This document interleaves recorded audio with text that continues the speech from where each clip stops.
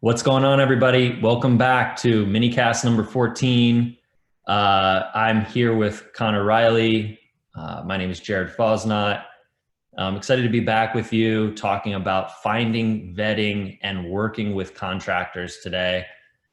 This is a cool one. You know, we've talked a little bit about contractors in general. We spent some time early in the Minicast going over a little bit of what to look for, but we're going to dive a bit deeper into it today and really get into the weeds, flush some stuff out, and hopefully provide some value. Before we get started, if you can, please, if you're watching us on YouTube, go down below, hit like and subscribe, turn on your notifications. It should be a bell. That really helps us out. We're trying to reach a wider audience, and we would truly appreciate it if you give us a follow and a like. So thank you so much for that, first of all. Diving into this, so really the first topic that I touched on, finding a contractor. So finding a contractor, you know, can be kind of challenging because in an industry where, in a way, your fellow investors are competing with you, right? I mean, in a weird way, you are all your own individual businesses, and you are in that way competing with each other to find the resources, which are the houses. And that's definitely a challenge, especially these days where supply is so low and you got to find good deals, and it's just hard to find them. So along that same line, you know, why would people want to give up their contractors who they may be doing a lot of jobs with? They may have them really busy. And if you as another contractor come along, you as another investor come along and take them and say, hey, look, I need you on another job, that's going to be really challenging because maybe the work performance will slow because the crews are just too overwhelmed. So it can really be a challenge. But overall, you know, we've been in this industry long enough to see that even though that kind of does exist to some degree, kind of fundamentally, most people are still willing to give their, to refer good contractors out. Never assume that they're going to be a good contractor, though. You got to do your own vetting. So we'll get to that. But I mean, what have you seen, Conor? Like, well, it's a kind of continue touching on your point there. That comes to what we talk about consistently in our meetup groups that we do every third Wednesday of the month, and that's about building your investment dream team, having your lender that you're comfortable going with, your realtor, permit pullers, your GCs, your agents, and you as the investor. That makes it your job, like you said, as to find deals. Everything else continues on the circle, and they do their part of the investment strategy. So why would someone want to share with someone that's completing their dream team?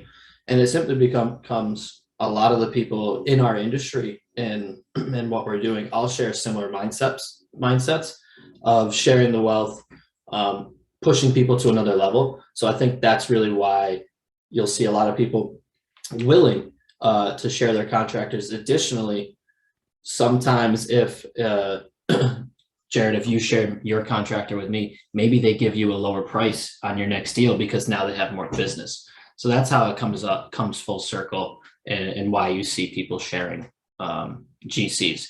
Now, in terms of vetting and talking with them, this really comes down to where you are in your investment career. So it's probably best to, let's assume that we're starting off here. This is your first deal, and we can get further into different types of projects. But if you're just getting started off, you should definitely talk to at least 3 different GCs on every project, so that way you can find which one works best with you, because that's what this is all about. They may have different structures to their business in terms of when they want to get paid. We'll cover that.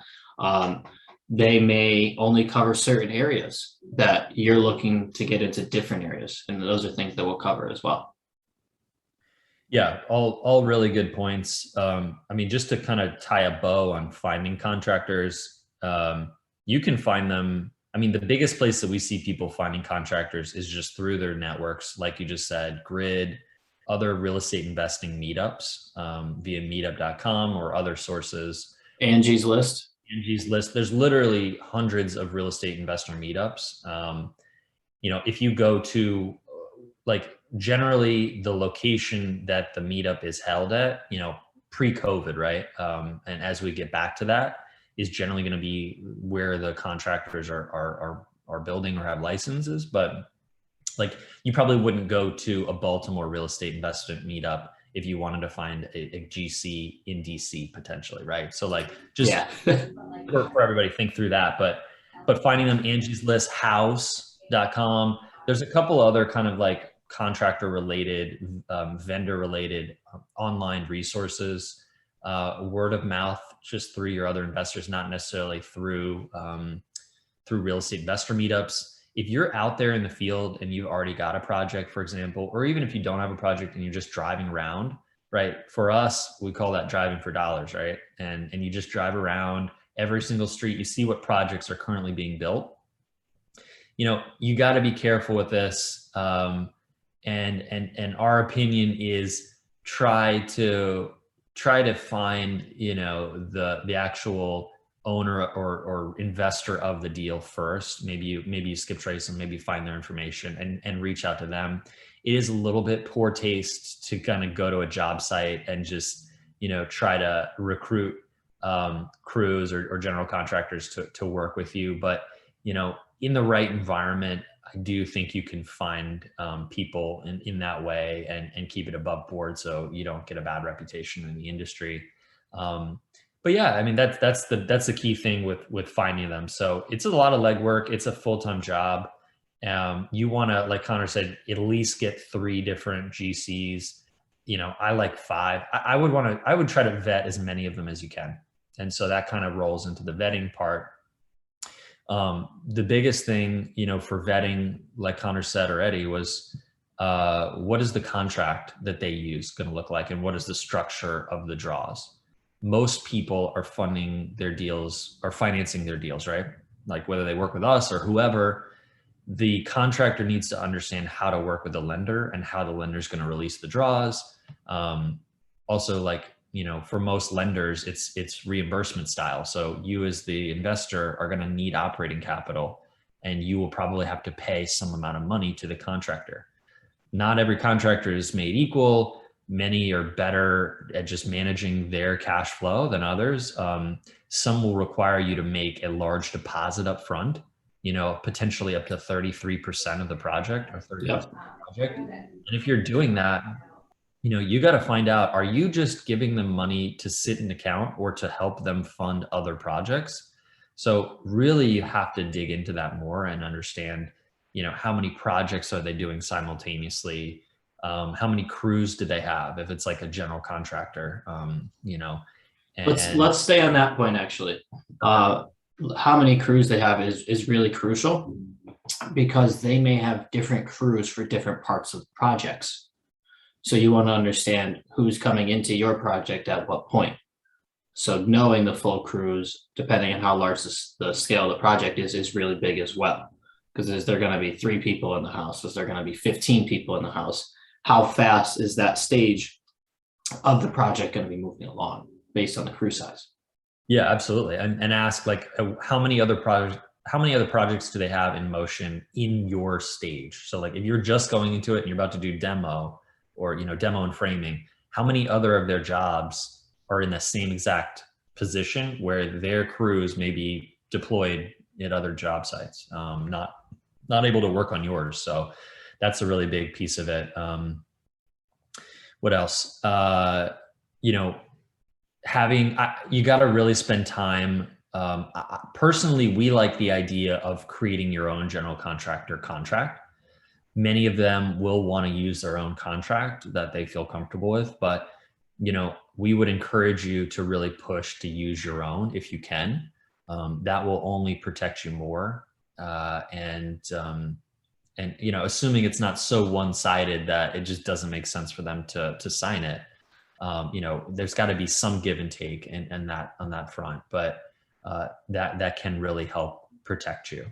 Everybody's heard bad contractor stories with, contractor, giving contractors money and then walking away immediately. I personally had that happen to me, like I think I got through maybe one or two draws on a project I did a couple years ago, and the contractor literally just walked away. Like we paid him 10,000 for the next draw, and he just took the 10K and walked away.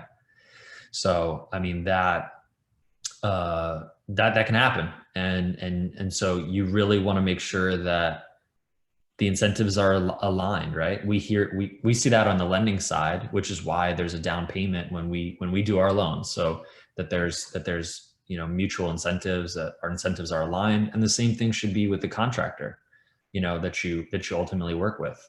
Do they have any of their skin in the game?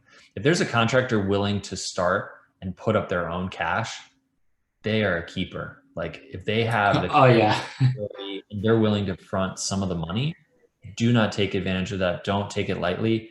That is a great group. Monitor it, because if they take on too many jobs, they may not be able to continue that.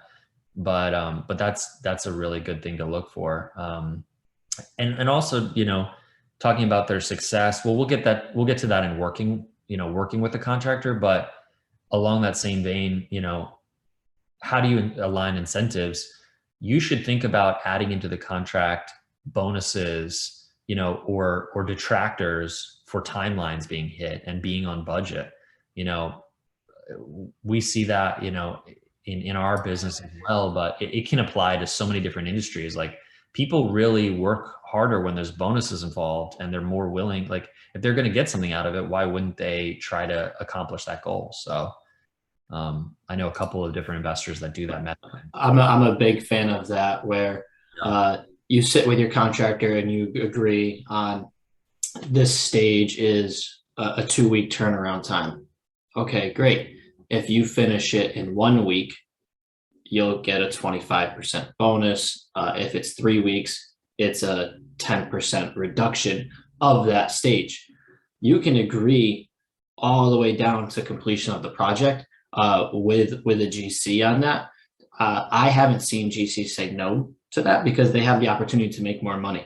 And like Jared said previously, that's keeping incentive alive, and that's in line, and that's moving the project much faster so that you can get onto the next one. One thing to always keep in mind is that you're trying to find a long-term partner with these GC, which is why you're looking at multiple people. And if you can find alignment in terms of speed, you can get through a lot of projects together. Yeah. I mean, dovetailing on that, there's a couple different ways to structure it. Like you can do cost plus, you can do just a set fixed fee, set fixed construction amount. There's challenges with all of them, right? Like if you think about it, if a contractor, if you bring a contractor to the house, they review the scope, and they say, okay, I think I can build this for $100,000. Implicitly, what they're saying is, I have to figure out how to build this for 60 and make $40,000, right? So like they're coming up with a number, and they're trying to do it as cheaply as possible to make it work, at whatever cost they possibly can do to reduce their cost. And so in a weird way, it's almost creating this incentive for them to, for houses to not be built with as nice of level of finishes and potentially with corners cut because of that structure. And so everybody's got to make money at the end of the day in this job, in this industry, and you want to make margins, but I don't know. I've seen the people that are usually most successful don't skimp, on the important stuff. And this is one of those areas. Like if you are trying to nickel and dime your contractor to death, that is a recipe for disaster. You get what you pay for, and maybe you saved a little bit on the margin, but the quality of the job is not going to be as good, and you might not be able to sell it for as much. So, especially in a market like this, you should not be skimping. Even if it means you make a little less money, it means your property will sell faster. And it's really worth just, coming at it from the mindset of like, you're both trying to make money, and not nickeling and diming people. So that's just some advice that we've seen from like literally thousands of jobs, and who has been the most successful. And I can tell you that's one of those key ingredients to success. So Absolutely, yeah. so keeping on that vetting topic, another thing is licensing, right? So contractors, obviously in pretty much all 50 states, there's some kind of licensing component. The federal government and the states, more so the states, feel it necessary that, you know, contractors should have a certain amount of knowledge and experience to be able to build a house that could potentially have dangerous characteristics if it's not done properly and to code. So, you know, the code and the regulations are written, and those need to be followed. And the licensing just basically says, yes, we took tests to know all those codes and to follow the codes. So all the proper procedures. So make sure that you're working with a contractor that is licensed. You know, this is not saying anything about unlicensed contractors. I'm sure they can do a great job, and the work product can be good. You just don't want to put yourself in that situation where, you know, if whatever regulatory body, DCRA or whoever it is, right, in that state or county, you know, gets wind of that, or if your future buyer finds out down the road that you know, you rehab the house with an unlicensed contractor, they may come after you legally, you know, especially if something happens. The pipes, we saw this like on the development side of the business before I got into lending. You know, we did everything above board, the developer that I worked with. And the biggest thing that we saw, you know, trailing on past jobs was the pipes freezing. And this would happen every year, you know, and it was really challenging because a lot of the plumbing ran right on the edge of the house, you know, with the kitchen. You have these big open, you know, kitchens and floor plans in DC, in these DC row homes. And it was really challenging to get it well insulated enough. Even if you fully insulated it and you overspent, you know, and you got spray foam and you got all this stuff, they would still freeze in really cold days. And so you'd have past clients call, and those people, when they're pissed and their you know, their water's frozen or whatever the case is, right? Something's going wrong with their house. They are going to start digging, and they're going to dig until they find out, you know, if the contractors, who the contractors were, if they were licensed. This came up all the time. And these folks, you know, without saying too much, had to write thousands and thousands of dollars, tens of thousands of dollars worth of checks to avoid lawsuits, you know, and not even that they really did anything wrong, just to avoid even more potential litigation that would be even more costly. There was just a lot of settlements. So you got to keep all that in mind, you know, just. Yeah, it's a huge CYA. Mm-hmm. Even if your project doesn't require a GC in particular, and let's say that you as the investor, you've decided that you're going to sub out each individual work. If there's trade work being completed, make sure those individuals are licensed. Like Jared said, the plumbing, electrical, HVAC, those major items that isn't painting, putting a cabinet in, or things of that nature. Make sure those people are licensed for CYA for the future. Yeah, really good point. I mean, I just made it sound like, you know, you needed a licensed contractor on every job, regardless of the scope. Conor's point is really good. Like, if you're doing a lipstick rehab and you're just doing paint and carpet or whatever, and maybe some, you know, painting cabinets or what have you, you know, if it's like in kind, which is the general term that's used, and you're not moving the floor plan in any way, most states allow you as the homeowner to not have to get a licensed contractor, and so a lot of people do that, and we're fine with that as a lender too, and most lenders should be fine with that. Other things to look for contractors, are they tech savvy? You know, do they these days? I mean, this is very true. You know, like, do they understand how to use a computer? Are they going to be able to send you emails, or like, you know, or have they not used a computer ever? Will they be able to, like, can you fax them something? I mean, I know fax is really old, but is the budget handwritten? Yeah, is the budget handwritten on a napkin, or can they use Word? Can they use Excel? Do they, do they manage their own books? Do they have an accountant? Like, are they? Yeah, that's a good point, Jared. Payments. Yeah. Do they accept? Are they expecting a check? Not many people have checkbooks anymore. Is it via Stripe, a payment portal? Do they accept ACH? Figure all those things out early.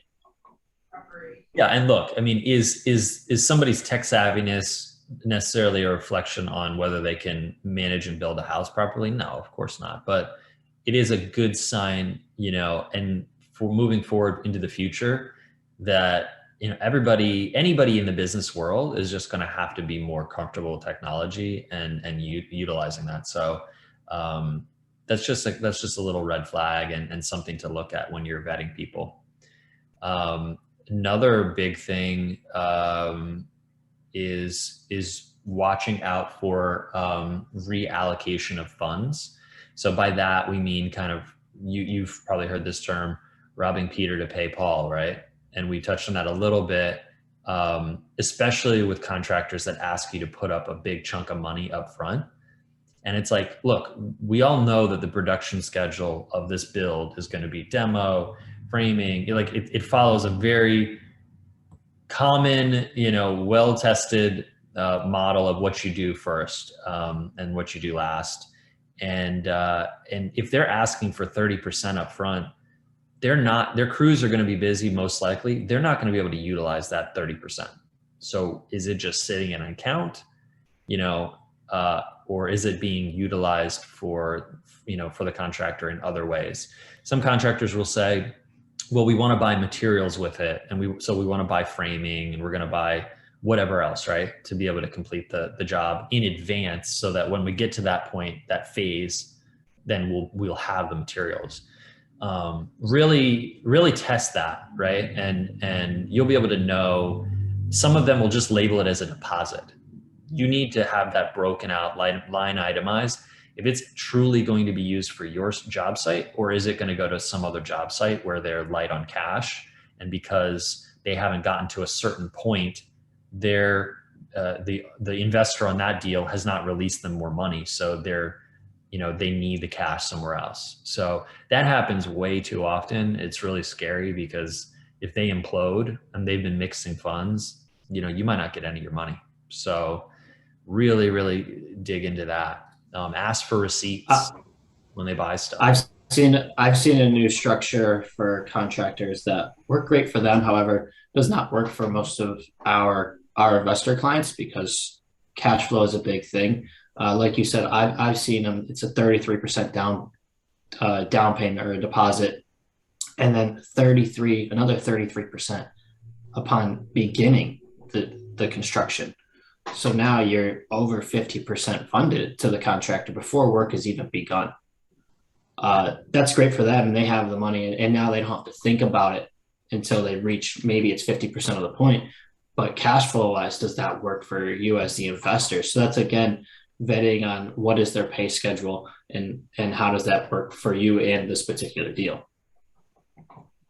Yeah, that's funny. I did not know it had gotten to that extreme. I mean, if you're giving them 50%, 60% of the money up front, why not just give them all of it and just hope that you have a finished product at the end? Good luck.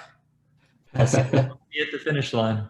That doesn't sound like a good idea.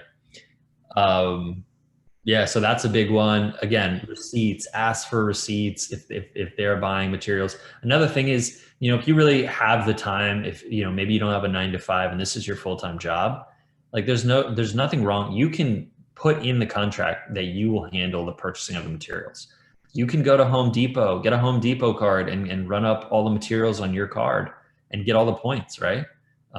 If you truly want to do it that way, you could even negotiate with them to have a smaller management fee if you're managing a big chunk of the project, and you're basically just saying, look, I don't have the relationships for the crews. I'm really just paying you for your relationships with the crews and handling the labor. I'll take care of the materials.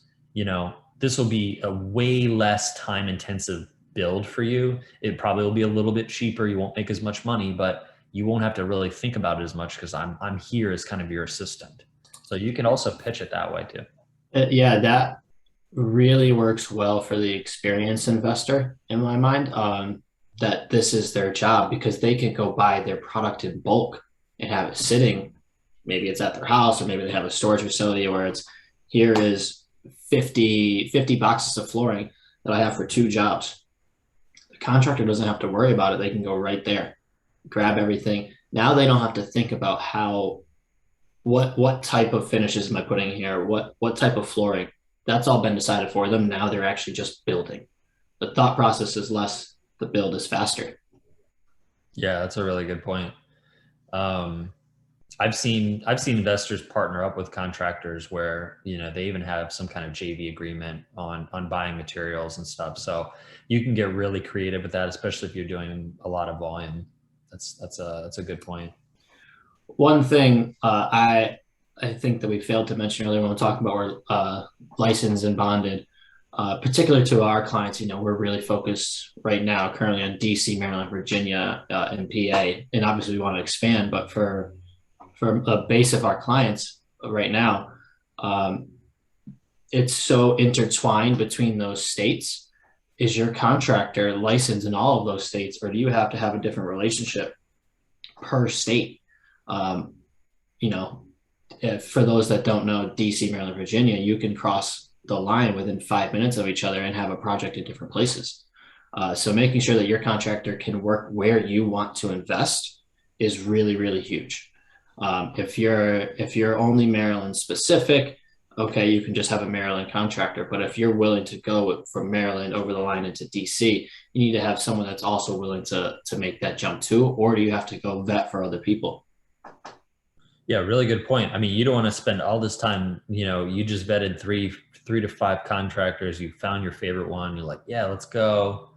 I'm gonna have a house coming up in Virginia, and then you get that rolling, and you're like, all right, well, I want to go find another one. You find one in Maryland. You go back to your GC, and they're like, I'm sorry, we can't help you. We're not licensed there. So really think about all the operational components of this business before you get started, because you're going to find delays later if you just jump in and you don't really think about all this stuff in advance. So, And one thing I find really helpful for as people are progressing along in their real estate investing career is to go and get licensed as your own GC, even if you're never going to use it, because then you can kind of double check budgets.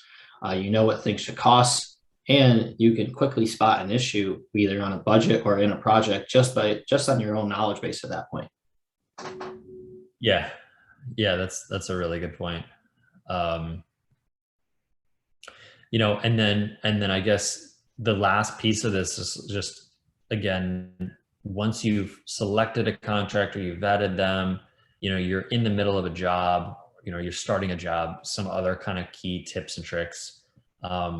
Not only should you get licensed and know, like learn about the code in the areas where you're doing work, like know the more knowledge that you have, people can't take advantage of you. Not saying that, contractors are trying to take advantage of you, but you just, you bring so much more value to your projects. You will be more successful if you treat it, like any kind of education, and even if it's not, even if you have a 9 to 5, take it as an opportunity to get a second education and really be able to kind of push back on certain budget items and things like that. And if you go to the site, can you look and see like, hey, this electrical wiring doesn't look right, or whatever it is, the plumbing is not kosher here. So, whatever it is, that's been really helpful for the people that kind of took an interest in it and tried to figure it out. If you're just like, I don't know anything about this, people, you'll be in a position where people can take advantage of you. So that's a really good point.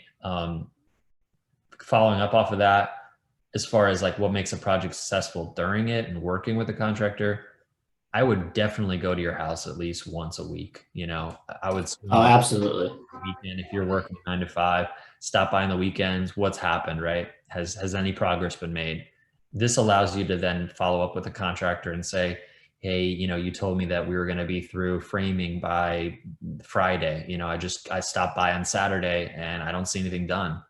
What's going on? Oh, well, they got busy on another job. And then you can dig into it more and see if this is a potential issue that could grow. How busy are they? Have they taken on more jobs? So you got to be able to manage this throughout the project. The sooner that something could be coming, you can start vetting other contractors or go back to the well of who you already talked to. Just have them kind of in your back pocket in the event that the contractor you're working with is going to go sideways. So just always be kind of 2 steps ahead on that front. I actually have a bunch of investor friends. This is more so common on the ground up kind of world. But they'll actually find a place to tie up a camera. And there's like a lot of camera type of things that are being sold online. And you can have live footage of your project site at all times. And then really, really smart project managers will literally just have all their job sites on cameras, and they'll be able to just open the software and monitor them and just see, hey, it looks like 5 people from the crew showed up for framing today, and then they didn't come back for 2 weeks. So yeah, let's also touch on that. It's not just to be watching your contractors. There's also times when projects get stripped of the copper to be sold. Yep. Those are other reasons to have the security camera in there. So we don't want you to think that this is specifically just for spying on the GCs, for our GCs that are watching this. It is also for protection on other aspects as well. Very true. Yeah. And honestly, like, I know a bunch of GCs that do this for their own, as they're bidding it out and for their own crews, they want to make sure it's not just for investors necessarily. So the owners. So it just creates transparency too, right? I mean, look, everybody just wants to get the project done, on time and on budget. And even the, contractors want that too. So that is an option. Sometimes it doesn't work depending on the location of the property and stuff like that. And again, we do see that more so with ground up work than rehabs, but because you can kind of actually see the whole house go up, whereas a rehab, you might not be able to see what's actually happening inside. So that's kind of story there. What other stuff with working with contractors? That's a big piece of it, just try to come at it from, a mutually beneficial relationship. And I think you'll be successful. The contractors, everybody just wants to make money together. As long as you have the mentality of, not thinking that you're going to make all the money because you're the owner of the house and you're not going to let the general contractor eat as well. It's just a recipe for disaster. Everybody's got to win. And that's how, you scale and you're going to make more money in the long run. It's through these relationships. These are just, it might be something LLC, but at the end of the day, it's just people. So you gotta, it's a people business. You gotta treat the people you're working with right. So on both sides. 100%. Awesome. All right. Well, I'll just, we'll keep it at that, short and sweet, and otherwise, excited to come back to you with Minicast 15, I believe it is, next time. We're actually going to be kind of extending this. That's why we wanted to cut it a little short, and bringing on a contractor as a guest, and really, really, really great guy. Carlos Herrera is his name. We're going to be getting him in the mix. He's worked with us in the past, just stand-up person in general, and great craftsman in what he does with his contracting business. So we're going to hear from him. We're going to have him as a guest, go through everything in more detail than what we just covered now, so you can hear it directly from a contractor, including what to watch out for and what he sees in his own business.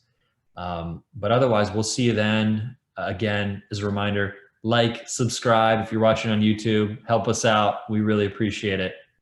All right. Till next time. Thank you very much, guys.